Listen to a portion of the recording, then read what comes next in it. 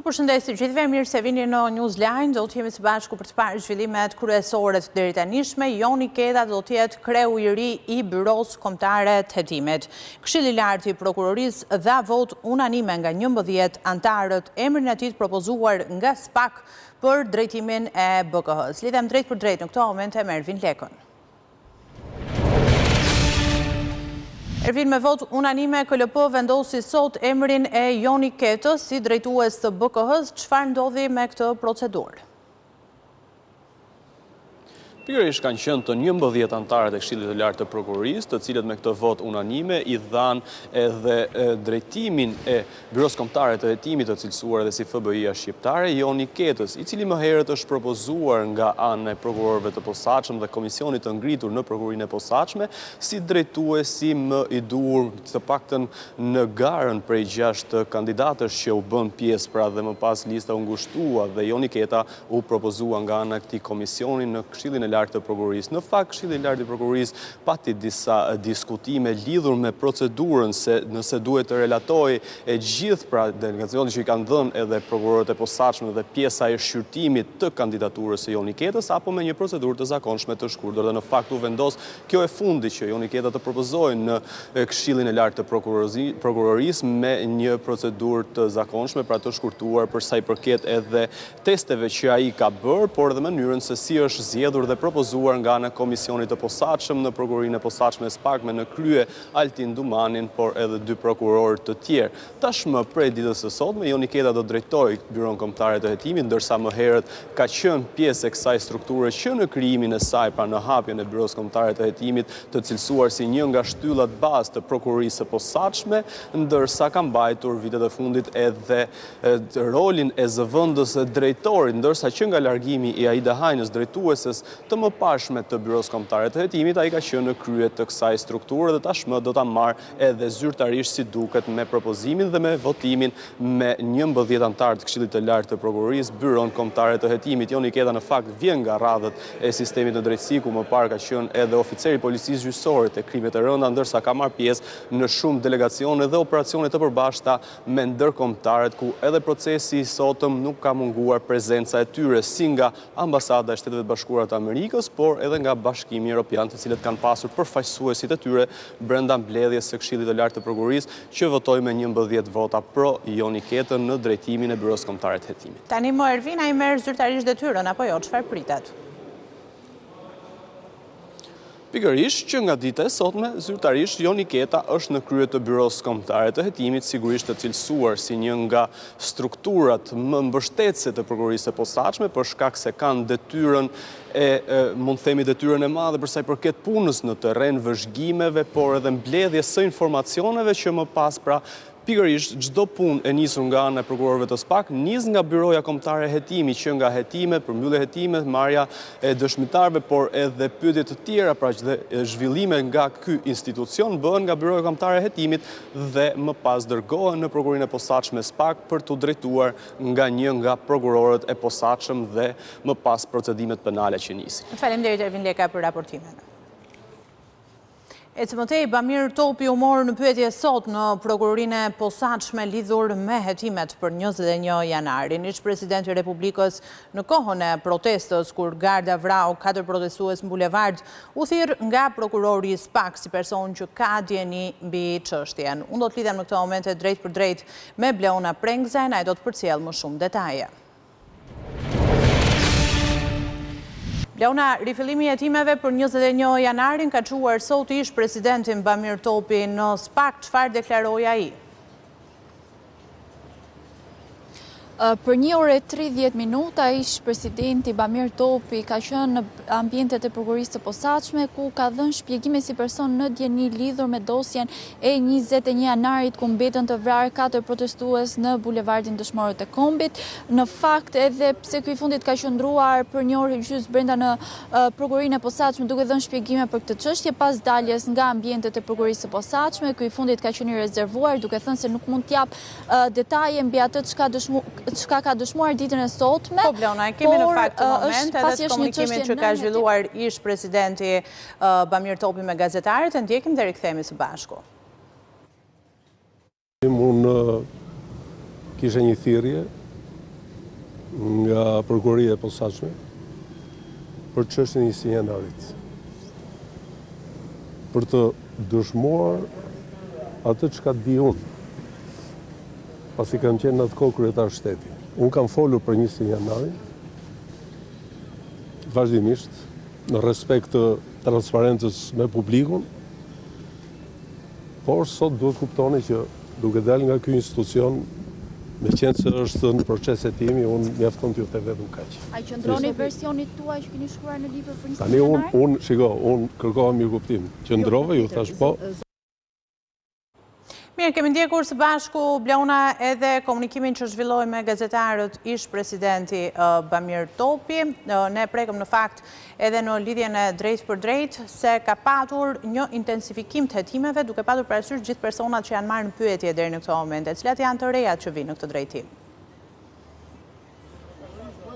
Po, në fakt ka patur një intensifikim të hetimeve që vijojnë për këtë çështje, pak kohë më parë, në fakt pas disa fletëthirjeve të drejtuar ish kryeministrit Sali Berisha dhe ky i fundit u paraqit pranë prokurorëve të çështjes për të dhënë shpjegime lidhur me çka ka ndodhur, por edhe me djenin për ngjarjen e 21 janarit të vitit 2011. Në fakt edhe zoti Berisha pasi doli nga ambientet e prokurorisë së posaçme, shprehu se është pyetur nga prokurorët lidhur me Bamir Topin, por nuk dha shpjegime të mëtejshme, ndërsa ditën e sotme ish presidenti Bamir Topi vendosi të mos jap shpjegime lidhur me këtë çështje. Më parë është marrë në pyetje edhe Lulzim Basha në cilësinë e ministrit të Brendshëm, por edhe drejtues policisë së asaj kohë së bashku me drejtues të Gardës, pasi ka dyshime se këta të fundit kanë dhënë urdhër në drejtim të Gardës për të qelluar mbi protestuesit, ku mbetën të vrarë 4 persona dhe u plagosën në fakt edhe disa të tjerë. Hetimet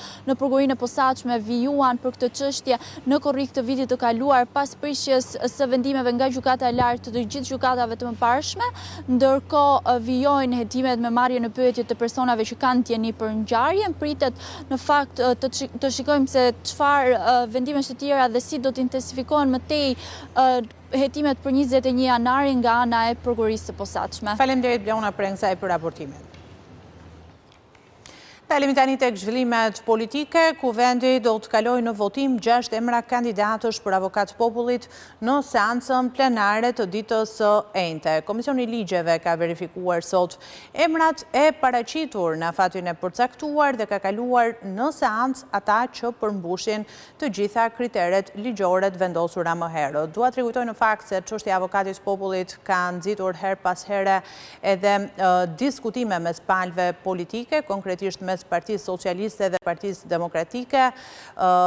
Kryetarës avokatit popullit ka përfunduar mandati prej rreth 3 vitesh. Fillimisht mes palëve politike u vendos një formulë e cila më pas u rrëzua, ishte Partia Socialiste që fillimisht tha se do të pranonte 3 kandidatura të vendosura nga Partia Demokratike, por në fund edhe kjo formulë nuk u arrit si e suksesshme, ndërsa ditën e sotme jemi para faktit kryer ka qenë komisioni i ligjeve që i ka verifikuar emrat e paraqitur në afatin e fundit përcaktuar dhe pritet që në seancën e ardhshme plenare të votohet edhe emri i ri i avokatit popullit. Ka qenë në fakt diskutimet në Komisionin e Ligjeve që nuk kanë kaluar edhe pa debat mes palëve politike, duke rikujtuar këtu të gjitha përplasjet, por edhe mosmarrveshjet që ka shkaktuar që më herët emri i avokatit të popullit. Tani më jemi para faktit kryer, ku vendi do të kalojë në votim 6 emra kandidatësh për këtë pozicion dhe kjo pritet të ndodhë në seancën parlamentare të ditës së enjte.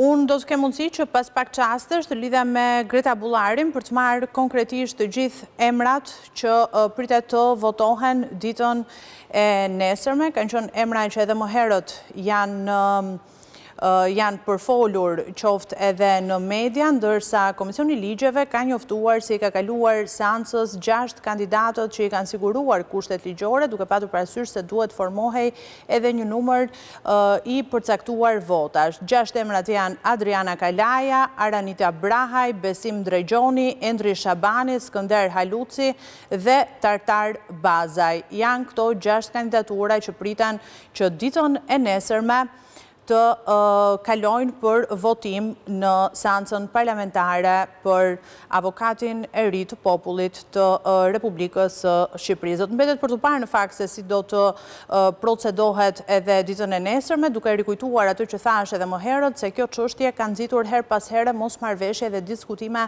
mes palëve politike, pra do të mbetet për të parë nëse një nga 6 kandidaturat, Adriana Kalaja, Aranita Brahaj, Besim Drejgjoni, Endri Shabani, Skënder Haluci dhe Tartar Bazaj do të arrijnë që të votohen në seancën plenare të ditës së enjte.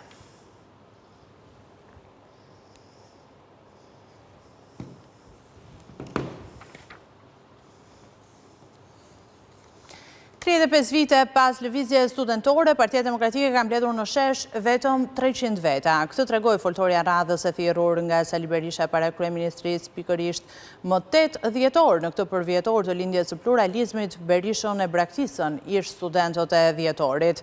Pas xhiros në Durrës, Servin Saljani, Aulon Kalaja dhe Ilir Ali Mehmeti e morën mesazhin dhe ndoqën Berishën në bulevard. Aty megjithatë munguan Gazmend Bardhi dhe Belind Kolliçi. Ky ishte 8 dhjetori i vitit 1990.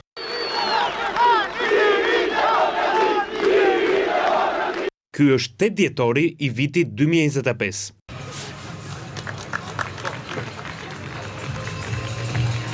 Në 35 vite, Partia Demokratike, forca politike cila lindi nga lëvizja e mira studentëve të rinj, është kurur në rreth 300 veta, shumica mosh mesatare dhe e vjetër. Por Sali Berisha nuk shet ndonjë ndryshim. Ndryshimi vetëm për doktorin është se për studentët e dhjetorit nuk kishte një forcë politike që t'u dilte zot.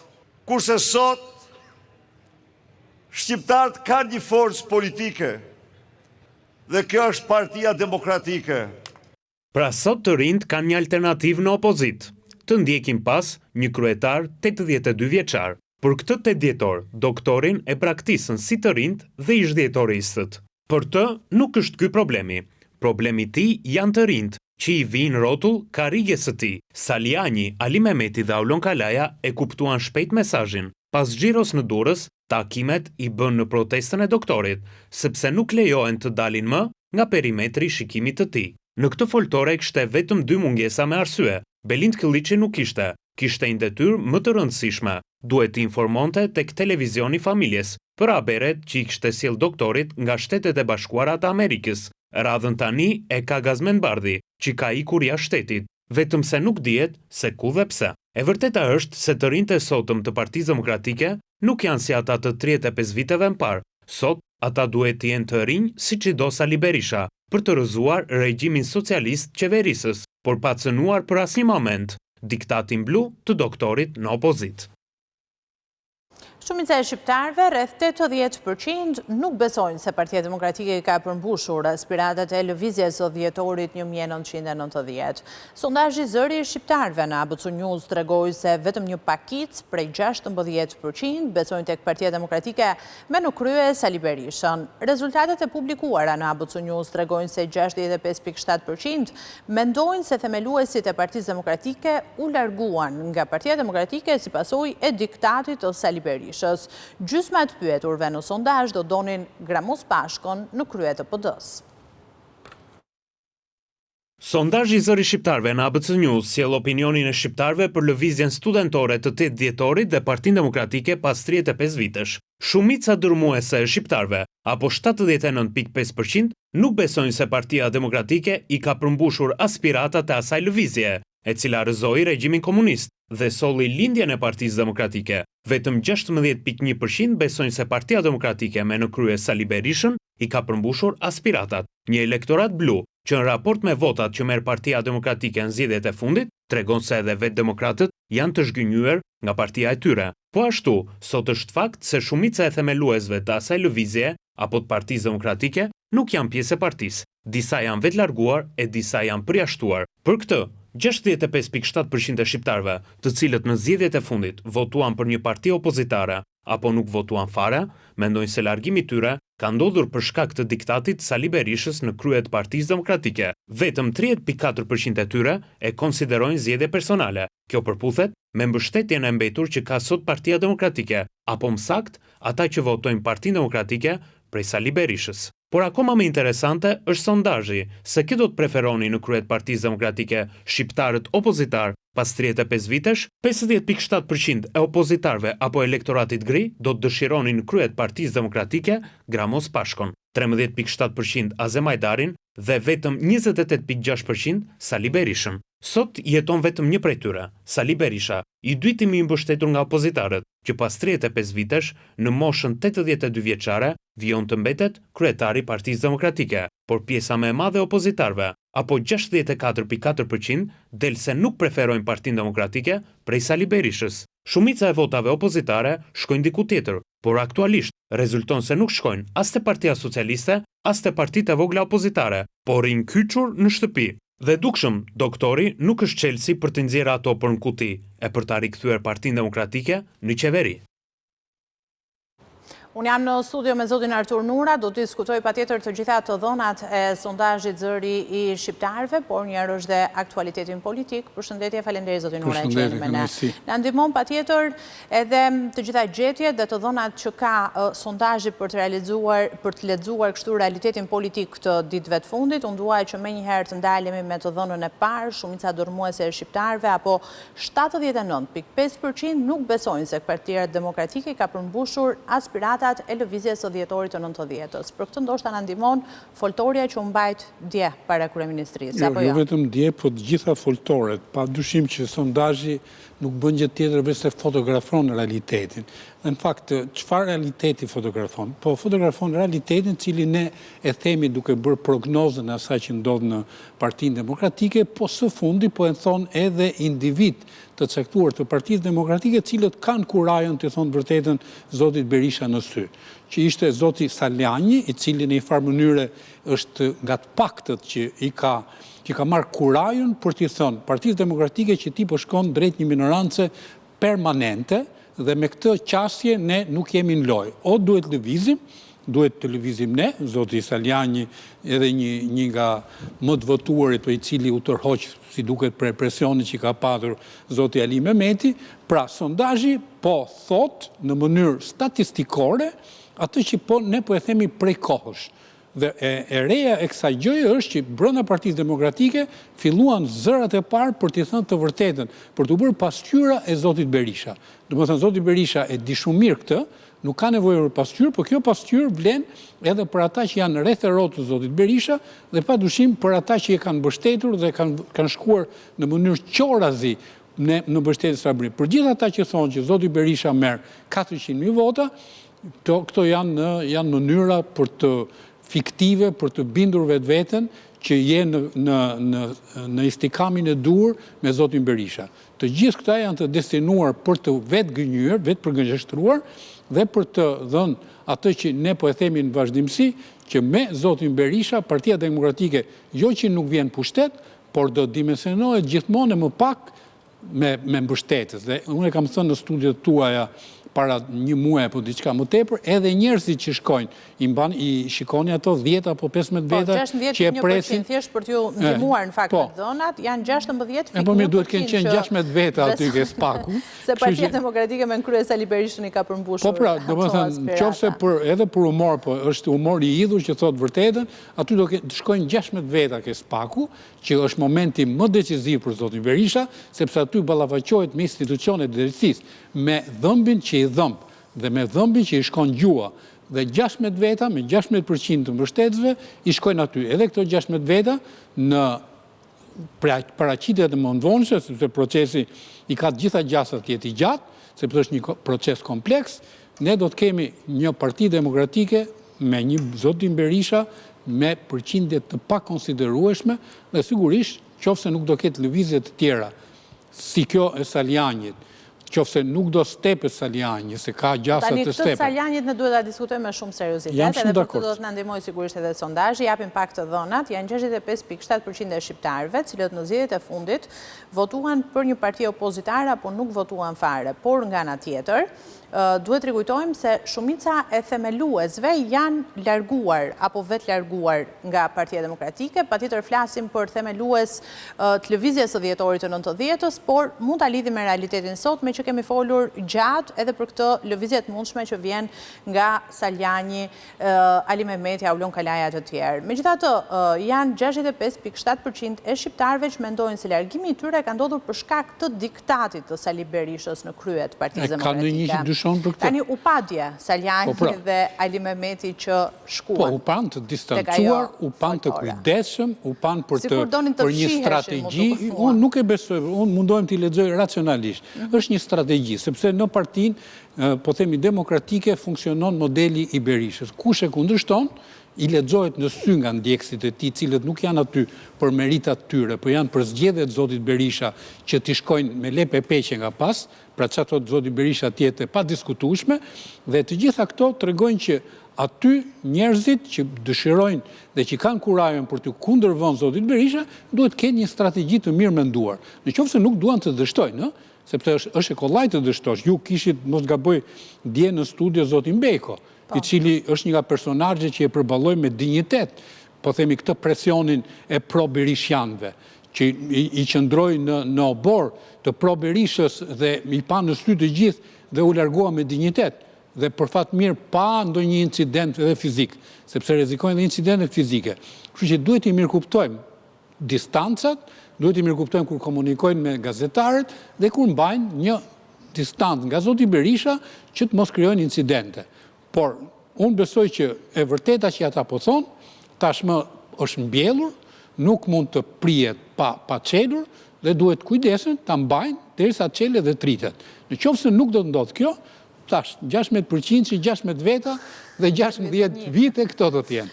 Ideja është që me lëvizjen e djeshme dhe bashkimin e Saljanit në foltoren e Berishës, duke rikujtuar se janë përpara foltoret ishin thuajse paralele takimit Durrësit, mund ta shohim si një dështim të asaj lëvizjeje? Çfarë ju duhet më shumë për ta kuptuar që unë jam i prirur të mos e shoh si një dështim, ta shoh si një stepje ndoshta, si një hap pas për të menduar hapat e tjera përpara. Sinonime të një dështimi janë. Jo, gjithse cili ka të drejtën ta shoh në këndvështrimin e tij, por unë gjykoj, nëse unë i qëndroj gjithmonë koherent asaj që them sot edhe asaj që do them nesër. Sipas intuitës time, nuk kam fakte, zoti Saljani mund të jetë i mbështetur nga një aktor ndërkombëtar. Pra mund të jetë i konsultuar, mund të jetë i sugjeruar në informacionin tim, të drejtë për drejtë, janë të interesuar aleatët strategjik të vendit tonë për të patur një parti demokratike dinjitoze, si partia e parë, e cila është e parë opozitare dhe sigurisht është pjesë e historisë së demokracisë në Shqipëri. Me këtë gjendje që është, ata nuk e kanë interlokutor këtë parti dhe kanë filluar të komunikojnë me personazhe, i kanë bërë dhe zyrtarisht gjërat, i kanë bërë dhe publike, me personazhe që nuk janë non grata dhe që ata mendojnë e kanë bërë këtë test, e kanë bërë me zotin Basha po dështoj, e bën me vajzën e zotit Azem Hajdari po dështoj, dhe me sa duket janë kërkim të një, po themi, alternative të re për Partinë Demokratike që të mos mbetet në 16 vite me 16 mbështetës dhe 16% të sondazhit. Shohim nëse është i treti i vërtetë. Ndalemi pak tek e shkuar. Është shumë interesante e dhëna që ka sondazhi se këto të preferonin shqiptarët opozitarë në krye të Partisë Demokratike pas 35 vitesh. Më i votuari është Gramos Pashko, Azem Hajdari ka 13.7% të votave të anketuarve dhe Sali Berisha me 28.6%, fakti kryer. Fakt, sondazhi i zotit Zaloshnja në këtë rast është një vërtet e hidhur, me shifra, po i mirë menduar, për t'ja treguar në sy realitetin zotit Berisha. Për t'ja treguar që në fakt të gjitha këto histori, për fatkeq që 2 prej tyre kanë hikur me aksidente, po e quaj, nuk po vetë termat të tjerë, do të thënë kanë vdekur aksidentalisht, nuk është se kanë vdekur në mënyrë të natyrshme. Pra, të gjitha, besoj që sondazhi këtë synim ka patur për të thënë që ata që nuk janë më, të cilët ju i keni larguar, zoti Berisha, sepse kjo dihet qartë, kush e ndjek historinë e Partisë Demokratike nga afër si gazetar, kolegët e mi, po dhe të rinë tashmë e njohin gazetarët e ri, edhe korespondenti juaj në kronikën që kishte përgatitur ishte mjaft i gjetur në qasjen e vet, kështu që i thuhet që në një farë mënyrë ti ke reduktuar të ardhmen e Partisë Demokratike duke ruajtur të ardhmen tënde. Dhe cili është ky model? Ky është modeli Enver Hoxhës. Enver Hoxha i asgjësoi të gjithë bashkëudhëtarët e tij, si gjatë luftës nacionale shqiptare, si në ndërtimin e shtetit komunist dhe mbeti vetëm me të shoqen dhe pastaj me zotin Alia, cilës e shoqja sipas të gjitha gjasave komandonte në fund për shkak të dementjes që diktatori kishte, ajo zgjodhi për ta kontrolluar zotin Ramiz Alia dhe kështu që tu nuk besoj që Liria do merret si zonja Nexhmie me politik, e ka demonstruar në mënyrë të vazhdueshme që nuk është pjesë e politikës, pra ne kemi një model të shokut Enver me zotin Berisha. Po përdor edhe termat që përdoreshin atëherë, shoku Enver me zotin Berisha. Kjo tregon që për fat mirë ne nuk jemi në diktaturë dhe një model i tillë në demokraci nuk është model i suksesit, po është model i dështimit të pa asgjëstueshëm. Ndoshta me një datë 16 mund të marrim rezultatet e këtij fundi. Them në fakt edhe të dhënën e fundit që vlen të diskutohet po fare shkurt, edhe në fakt konfirmon atë që diskutuam deri më tani se duhet prek edhe një zhvillim tjetër, pjesa më e madhe e opozitarëve, 78.6% nuk e preferojnë Partinë Demokratike për shkak të Sali Berishës dhe ai është problemi. Shumica e këtyre votave opozitare shkojnë diku tjetër, as tek Partia Socialiste, siç e kemi diskutuar, as tek partitë e reja, po thjesht nuk votojnë. Shkojnë, nuk votojnë dhe ata që shkojnë për arsye ndryshme dhe votojnë, i hedhin votat ke Partia Socialiste, sepse është e vetmja alternativë më e mira. Pra, ne kemi fjalën sepse 13 vite pushtet sigurisht të konsumon. Po përderisa nuk ka alternativa dhe njerëzit nuk po shkojnë, gjithmonë përqindja e atyre që shkojnë në kutinë e votimit bie, sepse po të kishte alternativa, ata akuzojnë shumicën qeverisë si shkaktare e largimit të shqiptarëve, po harrojnë që janë edhe vetë. Janë drejt për së drejti dhe vetë përgjegjës, sepse kur ti nuk ke alternativë, kur ti nuk të mbetet shpresë, zgjedh të largohesh. Kështu që padyshim është një qasje që përderi tash sa e shoh unë, nuk ka në një sinjal që mund të ndryshojë, sepse dhe partitë e reja, të cilat frymëzuan morën 70.000 vota në tërsinë e tyre, me modelin që përfundoi gara elektorale, duke u grindur njëri me tjetrën, për kush do të çonte tezën dhe kush do të çonte dajën në parlament, sigurisht që kjo alternativë vdiq, pavarësisht se zoti Lapaj ka qenë dje duke protestuar gjithë natën përpara kryeministrisë i vetëm. Mua më duket pa përkraje, po nëse do të ketë përkraje, ne do të kemi detyrimin për ta lexuar. Ose është skeptik tani për bashkëpunëtorët, megjithatë që ndodhi me lista. Po, kështu që do të thotë që kjo, domethënë, në perspektivën e afërt nuk kemi asnjë ndryshim, po themi geo-elektoral. Okej. Sot në SPAK ka qenë ish presidenti Bamir Topi. Kemi diskutuar shpeshherë për fillimin e hetimeve për 21 janarin, qoftë për thirrjen si person dieni e ish kryeministrit Berisha, ish ministrit brendshëm të kohës Lulzim Basha, tani më edhe Bamir Topi. Sa ndihmon në gjykimin tuaj thirrja edhe e Bamir Topit? Ju e keni paralajmëruar, po themi, edhe më herët në kuadër të pozicionimit që ai ka patur me atë ngjarje. Besoj që zoti Topi e ka thënë të vërtetën e tij edhe në mënyrë publike duke shkruar librin, por sigurisht zoti Topi ka eksperiencën politike, ka eksperiencën shtetërore dhe të dhënat e një libri i konverton në të dhëna juridike në deponimin e tij. Dhe një orë gjysmë mos gaboj, ka folur, dhe këtu bëhet fjalë për thelbin e çështjes, sepse ju e mbani mend kur zoti Berisha si kryeministër atëherë foli për me terma që unë nuk i përdor, për krye prokuroren edhe për zotin Bamir Topi si presidenti atëhershëm i Republikës. Kujtojmë këtu që zoti Bamir Topi ka qenë kryetar grupi i Partisë Demokratike, ka qenë nga njerëzit më afër Berishës dhe sigurisht ka bërë një ndarje, një divorcë politik të qartë me zotin Berisha për modelin që ai ka patur dhe me sa duket këtë divorcë politik po e ruan me stoicizëm deri në fund. Ajo që ka shkruar në libra tashmë konvertohet në të dhëna juridike, deponohet përpara një oficeri gjyqësor.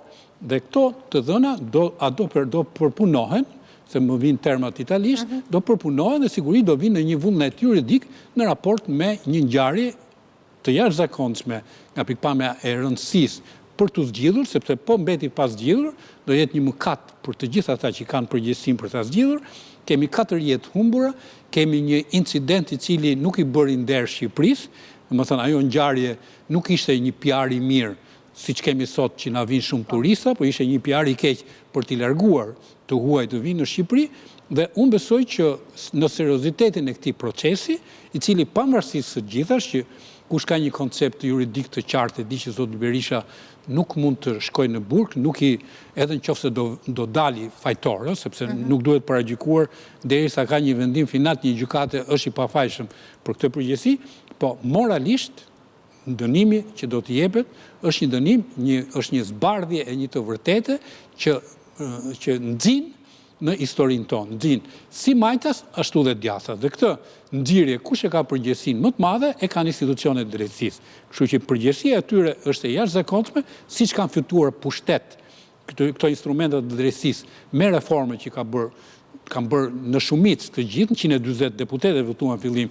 dhe që stoik po i qëndron e majta në pushtet, mbështetjes së tyre, pavarësisht problematikave që ky sistem drejtësie ka nxjerrë në pa. E kemi thënë vazhdimisht dhe duhet ta themi, kemi detyrën etike dhe morale ta kujtojmë vazhdimisht që i nevojitet një check and balance edhe sistemit të drejtësisë, por në këtë rast, padyshim, përgjegjësinë historike e kanë ata për t'i vënë pikat mbi i, për t'i thënë moralisht kush është fajtori, sepse thash nga pikpamja juridike nuk besoj që do kemë ndëshkime për zotin Berisha apo për të tjerët cilët varet nga personi. Zoti Berisha ka mbushur një moshë, janë të gjitha që i parashikon ligji, është dhe parashkrimi i çështjes, janë të gjitha, po ama moralisht duhet vënë e drejta në vend. Dhe e drejta në vend sigurisht e para do qetësoj shpirtrat e familjarëve të njerëzve që nuk janë më, ata nuk kthehen dot më, ama moralisht trashëgimtarët e tyre, familjarët e tyre do ndihen sigurisht më të qetë në shpirtin e tyre dhe pastaj nëse për ata që besojnë ke bota tjetër, mund tjetër edhe për ta. Unë ju falenderoj shumë zëri Nora, falenderoj që ishit me na. Ne ndalemi tani me një shkëputje, rikthehemi pas pak me të tjera zhvillime.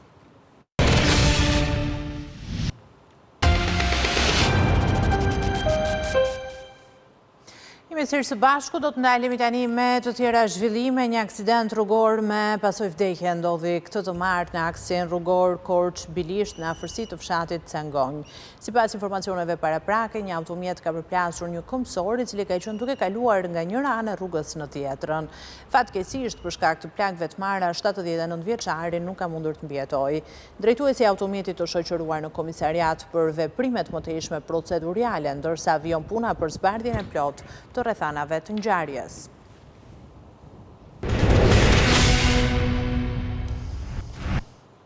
Dalimi tani me një zhvillim të minutës së fundit. Lauta shqiptare do të jetë pjesë e UNESCO-s. Lajmin e ka bërë me dije kryeministri Edi Rama, i cili ka shpërndarë në rrjetet sociale dhe një foto të lautës ku thotë se tani më ajo do të jetë pjesë e trashëgimisë kulturore jo materiale të UNESCO-s në listën që kërkon dhe mbrojtje urgjente. Dua në fakt të kujtoj se ky është një ndër sukseset më domethënëse për identitetin ton kombëtar. Lahuta e lindur në krahinat veriore shqiptare dhe trashëguar brez pas brezi.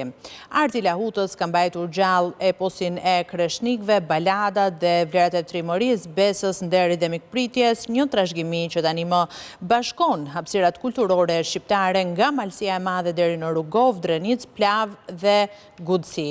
Kjo arritje vjen pas një pune kërkimore shumë vjeçare nga ana e studiuesve shqiptar. Dosja e përgatitur sipas standardeve më të larta të UNESCO-s u dorëzua në mars të vitit 2024, ndërsa nga sot ajo do të jetë pjesë zyrtarisht e UNESCO-s. Arti i lashtit, tingullit, rapsodit dhe skalitjes që rre në zemrën e kombit.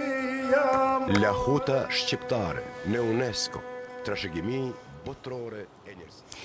Dhe me këtë zhvillim të fundit ne përfundojmë Newsline për ditën e sotme. Të tjera zhvillimet përditësuara minut pas minute nga vendi, rajoni dhe bota, i mund t'i ndiqni edhe në faqen tonë abcnews.al, njërësh dhe në valët e radios 105 FM.